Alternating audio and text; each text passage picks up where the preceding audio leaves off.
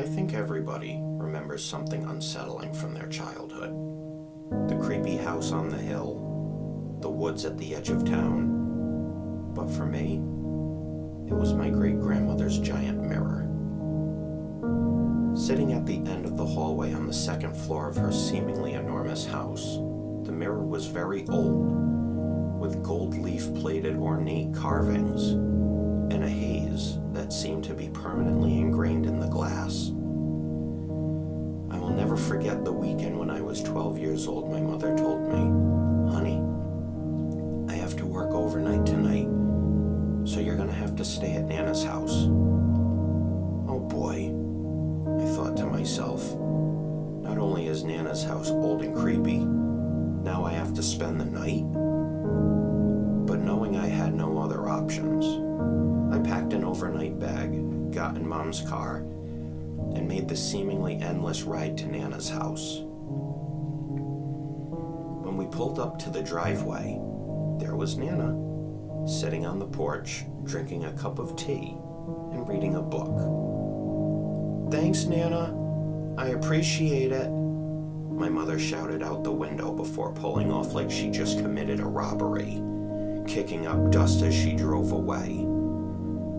As I watched the brake lights of her car turn down the street and disappear, reality set in.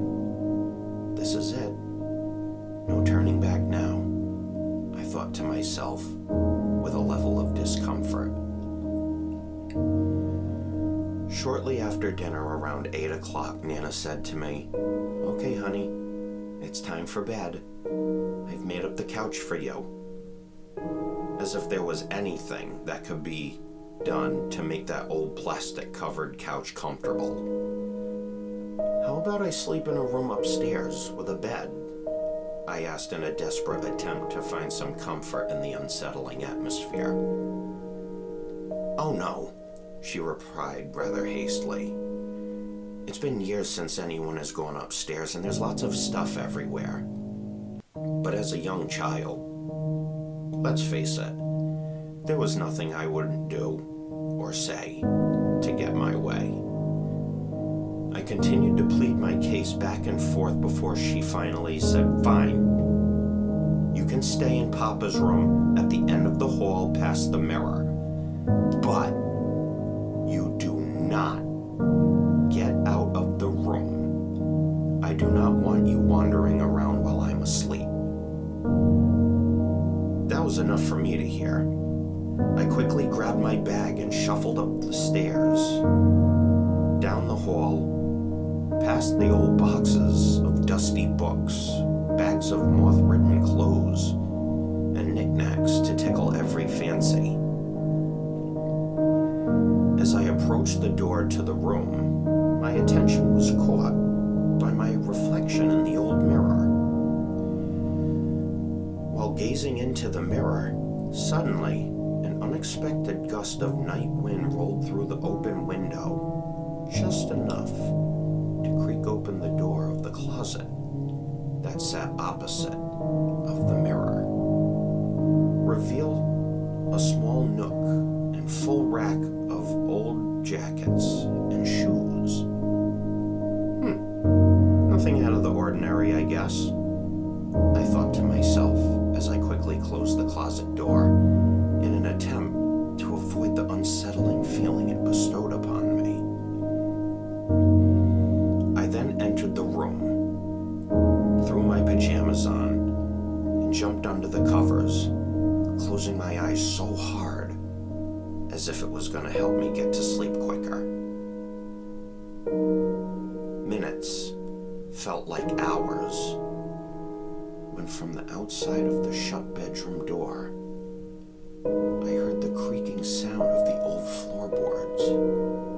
It started, and then it stopped, and then it started again, followed by these hushed whispers. "He's in the room. He's sleeping." As my heart started pounding and my stomach in knots, the overwhelming fear that fell over me left me paralyzed. I couldn't move. I was stuck in that bed. And then the doorknob started to rattle. Oh God, please help me, I prayed in my head, not knowing what was about to open the door. Honey, I left work. They didn't need me. In my mother's voice, as this instant sigh of relief washed over me and instantly relaxed my body. I hopped out of bed, wasting no time at all. I grabbed my bag, flew down the stairs, out the front door, into Mom's car. Boy, that was close. As Mom sat there, talking to Nana on the front porch, I thought to myself, wow, all that for nothing? Could not believe it. How silly I felt to believe in ghosts. Fully prepared to never speak of it again, purely out of embarrassment for such a childish thought. As Mom buckled her seatbelt and put the car in reverse to back out of the driveway, I realized, oh no, I forgot my pillow. Go quickly, I want to get home, Mom said to me as a partial yawn broke in her voice. With the newfound confidence, I walked into the house, up the stairs, into Papa's old room, grabbed my pillow, and on my way out past the mirror, I stopped. In the reflection of the mirror, as the closet door behind me slowly crept open. The jackets and shoes that previously occupied the closet were seemingly gone. And from the closet called out this whisper in a very eerie tone. Good night, boy. And out of the darkness of the closet, I saw these eyes staring back at me, and that overwhelming fear and sense of dread that was seemingly gone hit me full force like a freight train, leaving me once again paralyzed where I stood in the reflection of the mirror. And before I could utter a sound, a menacing smile accompanied the eyes, and the mouth whispered, "Shh, don't say a word." As the closet door slowly crept close and the knob clicked shut.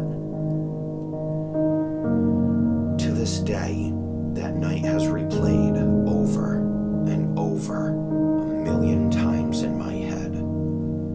What was it? An overactive imagination? A trick of the light? I'll never know for sure. All I do know is that until this day, out of all the time I've had to tell this story, the line between a nightmare and reality was blurred, and that voice, clear as day, whispers in my head, "Shh, don't say a word." So the next time